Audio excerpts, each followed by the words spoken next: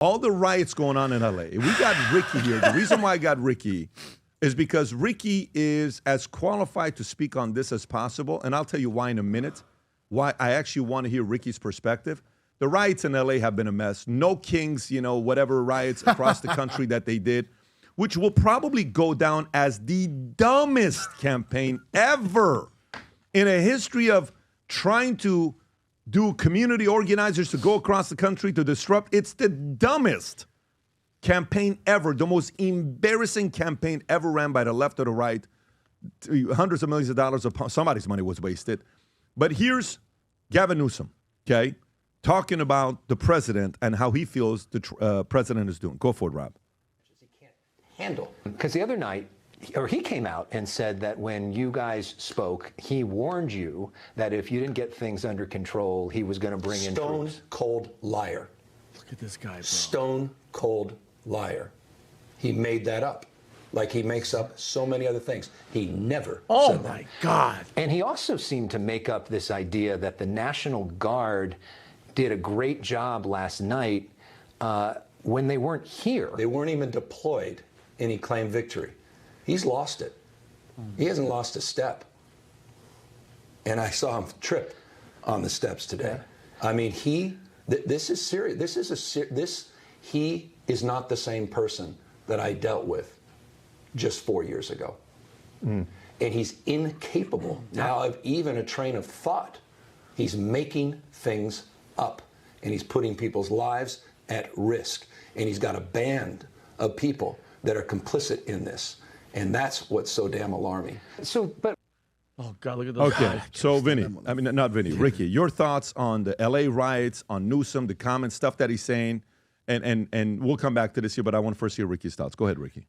First of all, let me make two full disclosures. Number one, I don't speak on behalf of all the Hispanic community because I always see those comments, oh, you don't speak on my behalf. I'm not speaking on your behalf. I'm not speaking on your behalf. That's number one. Number two, there is a portion of this that is emotional for me, and I'll explain why. I mean, I'm not gonna. I can't sit here and not tell you that I don't have an emotional factor to this. Let me explain why. My parents came here. My mom was 6 years old when she came to this country. My grandmother had already had 5 kids. My grandmother came over here. She was 6 months pregnant with my tia Teresa. My tia Teresa was born in San Francisco. She jumped the border pregnant, and they lived in San Francisco. So my mom was here, beautiful little redhead girl when she was 6 years old. My dad came here when he was 18 years old. When my mom's side of the family, they worked in the fields, picked grapes, you name it, all of it. My uncles were mayordomos. My mom picked grapes. She did the field work, all of that, because we live in Bakersfield in the San Joaquin Valley. And my dad and his family and his brothers ended up in the restaurant business. So my dad was a dishwasher. My dad was a waiter. My dad never did the fields, but he did do that part. And all his brothers did the exact same thing. They ended up moving on to become entrepreneurs, owned restaurants that came out on Time Magazine. My dad and my uncle's side of the family became very successful entrepreneurs. So there is an emotional side to this. And I would be lying if I didn't say that. However, one thing that we also have to understand is that no matter what way you look at it, the law is the law. And you could say, oh, sellout, coconut. I've already heard all this other bullshit. I've already heard all of it. And I've been called all of it. But I will tell you that a lot of people also agree with that. For example, I know that a lot of the protests are being funded and they're out there burning cars, waving the Mexican flag. It's wild to me that you come to a country that we broke into, let's call it for what it is, even though it's emotional to me. I come from illegal immigrant parents. I have illegal immigrant family members to this day. And that you're demanding something as if you're entitled to it. And you're waving the Mexican flag in America and saying, oh, F ICE. I was having a conversation with somebody on Instagram the other day. We were going back and forth. I said, if let's say right now with all your stupid ass little signs, if we sent you to Congress and you represented all the Hispanic community, how would we end up? If everything was on your shoulders with your FIs, stolen land, This used to be Mexico. Is that what you're going to go tell all these congressmen? If amnesty was on your shoulders, is that the route that you're going to take? And that's the irritating part, I think, for a lot of us. I understand, for example, 1986, which that's how my grandfather became legal here, and my uncles and my mom did, was because Ronald Reagan gave amnesty. And here's my emotional part. That a lot of people won't agree with on the right, okay? But I'm going to speak I'm just going to be very honest. When we vote, for example, when Trump, by the way, just to make one thing clear, I do not regret it. I don't like everything that Trump does, but I don't regret it. I'd much rather have a Trump than a Kamala. When Trump said, hey, this is the people we're going after, we were being told that there was people eating cats and dogs in apartments in Denver, Colorado, and the Tren de Agua, and this and that. That's what we were being told. So therefore, when we're saying, hey, they're gonna go after all these guys that Biden let in, they're saying anywhere between 15 and 11 and 15 million people. That's who we assumed they were gonna come after. Your first raids are in freaking LA. Like, you're like, what the hell is going on here? That's the emotional part. Logically, it's the law. That's the logical side. And any Hispanic that comes from immigrant parents, whether your parents are immigrant or Hispanic here or any minority, you have to see things for what they are. It's the law. Like, no matter what, it's the law. Matter of fact, Rob, can you play this? Let me give context before Rob. This video is in Tijuana. The Central Americans showed up in Tijuana. Nobody likes illegal immigration. Let's see what the Mexicans in Mexico did to the Central Americans, please. Shoot it, Rob.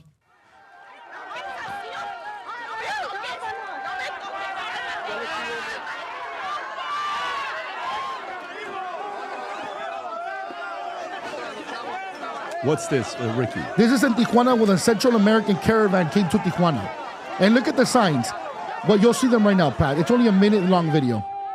No a la invasión. No to the invasion. No a la invasión. This is in Mexico. This is not LA. Those are the Mexicans on the other on that side. Yeah. Look how they're treating the Central Americans. Puro Tijuana cabrones.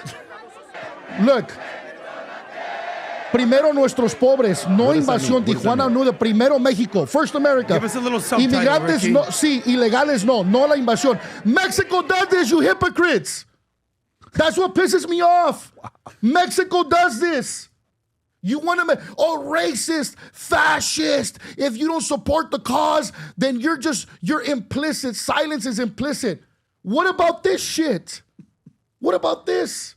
No country likes illegal immigration. There's no racism involved. There's no fascism involved, whether we like it or not. And if Trump and if ICE were to pick up, I would be personally affected in a very, very, very, very, very close manner to me. But the law are the law. This president, and by the way, nobody said anything when Barack Obama deported 3 million people. Oh, and I love this. Oh, he did due process. No, he didn't. In 1996, Bill Clinton signed a bill that allowed expedited exportations. He used it, Bush used it, Obama used it, Biden used it, and so did Trump. There's no due process. 75% of the people that Barack Obama deported were deported immediately using the expedited deportation. But it's so crazy that you say these facts to Mexicans, to Hispanics. Oh, no, because now no Mexican used to know what the word due process was, Pat. Now all the Mexicans know due process. They're all lawyers now. They're all lawyers now. They're all lawyers. All of them are lawyers. Due process, Barack Obama did it. You know what Mexicans remind me of? It's like when you're with that boyfriend that beats you up, but at the end he tells you he loves you, he'll never do it again. That's how they are with the Democrats. By the way, what happened last year when they were questioning the lady that was responsible for the 300 for the kids, the immigrant kids? They couldn't track 300,000 immigrant kids in 1 year. Where was the protest for that shit? Zero. They're our kids. 30% of women coming up to the border from Central America, our women, are getting raped on the way up. Because what happens in Mexico, and let's call it for what it is, and you can get all emotional, stupid about it. Here's the reality behind things. Mexico is corrupt. So when you go and do some shit like that, and you say, okay, well, there's two choices. You're either going to go to jail and I'm going to deport your ass back to El Salvador, Nicaragua, Honduras, Colombia, Peru, Chile, or this is what your option is. 30% of the women coming up to the southern border are being raped. Our people are dying in those deserts. And then there's the argument of, I love this one. Oh, then who's going to mow your lawns? Who's going to do the construction? Who's going to pick the grapes? So you're okay with our people being exploited then? They're getting paid minimum wage. My grandmother worked in the fields. My mom worked in the fields. My grandpa, my uncles. They would tell them, either you work longer and you don't get paid overtime, or we're going to call immigration. Our people had been threatened by this for years. For years. I grew up in the heart of it. Cesar Chavez, my grandma and my grandpa and my mom worked in the fields when Cesar Chavez was there. Like, you don't tell me. I'm sitting there. I went to go have lunch. My grandma made sopitos for me the other day. I was there in Lamont, California, Woods Edition off of DeGiorgio. And I'm talking to my grandma. I went because I wanted to go learn. I'm like, what am I missing here? I said, Grandma, tell me. My grandma's been here since my mom was born in 1969. She got here in 1975. She remembers all of it. And I said, Grandma, how do you feel about these posters? Ay, qué pendejos. Why would you do that? You're making us look bad. Wow. She says, you got to love this country. Oh, my God. But it's all the new woke pendejos. It's not, you know what? I feel bad because I know, because people like my grandparents and my uncles, they're sitting there like, bro, you're making this worse for us. Why are you doing that? But I understand to a certain point, it's organized chaos. They're paying people to do this, right? But I think that's the annoying part of Hispanic. You're burning down the city. But like, for example, I'll tell you, and it's so funny to hear people like in other states that were not raised in California or not live in California, don't understand how this works. Because in California, this is the state that everybody came to first. Now you have Mexicans in Utah, Nebraska, Ohio, Pennsylvania. Shout out to Sal Rodriguez, one of my guys in Pennsylvania. He owns a bunch of business over there. Comes from immigrant parents. We were not in those states originally. In the 60s and 70s, we landed in California. It's insane to me. And they really think they're making a difference. But again, emotionally, Pat, I want amnesty. Emotionally. But I also understand how the American people can say no. And I can't get mad at that. There's got to be a part of you as a minority that's here illegally say, hey, listen, I was watching this video of the Venezuelan lady. She made such a great point. She says, why do you blame Trump for everything? How come you don't blame the presidents of the countries we're fleeing? Mm-hmm. How come you don't blame Maduro, Chavez? How come you don't blame the president of El Salvador before Bukele? How come it's all Trump's fault? You do realize we didn't want to come here. The only reason we left is because we're fleeing tyranny. We're fleeing communism. We're fleeing corruption. We didn't want to come here. Why do you come and protest a president that's taking, and then the lady says, as Venezuelan, oh my God, I'm getting the chills. She says, I wish that our president in Venezuela, Maduro and Chavez, would take care of us the way American president takes care of his people. I wish I wouldn't have to be here. I don't want to be away from my land. It's the hypocrisy. But again, it's the leftist hypocrisy. But I will tell you again, emotionally, if hey, and we talked about this last night, Pat, when we were having dinner. Yep. Hey, you've been here for 10 years or more. You got to pay a hefty fine. You got to do this, and this.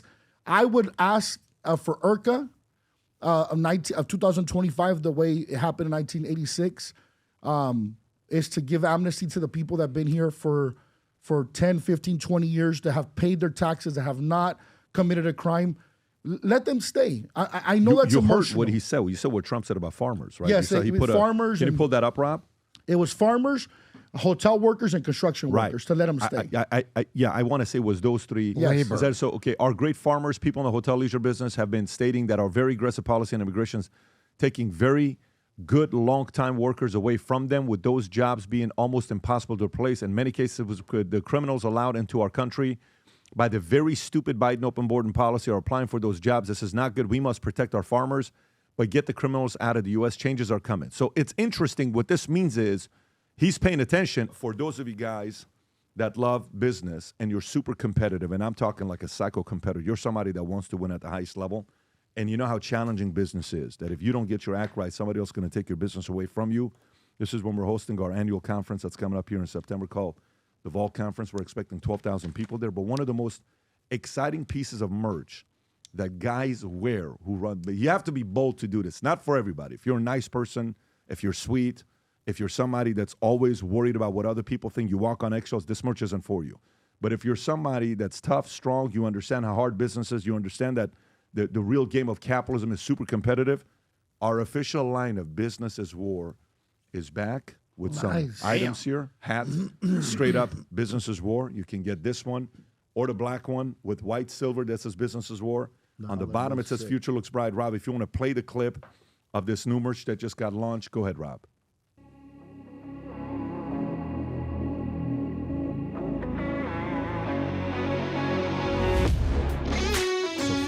What's going on right now? This couldn't be more accurate than what it is today. Hell yeah. Right? Because it literally is today. The market is changing, and those who realize there's war for market share, there's war for a lot of different things. So here's what we're doing. Anybody that places an order right now, go back, Rob, to that last picture that you had. Anybody that does gets that Business is War sticker, which is going to be sick. Put it on your iPad, put it on your, different places you can put that on. And anybody that places a over $100 merch, you get Business is War mug that goes with it. So go to vtmerch.com, place your order. Rob, can you go to the homepage of VT? Right there. You see that? Click on it. Get the shirt, get the hat, get the collection. Shop now. If it isn't for you, somebody that runs a business you love, a family member, husband, sister, friend, get it for them. Send it to them. They will love it. If you enjoyed this video, you want to watch more videos like this, click here. And if you want to watch the entire podcast, click here.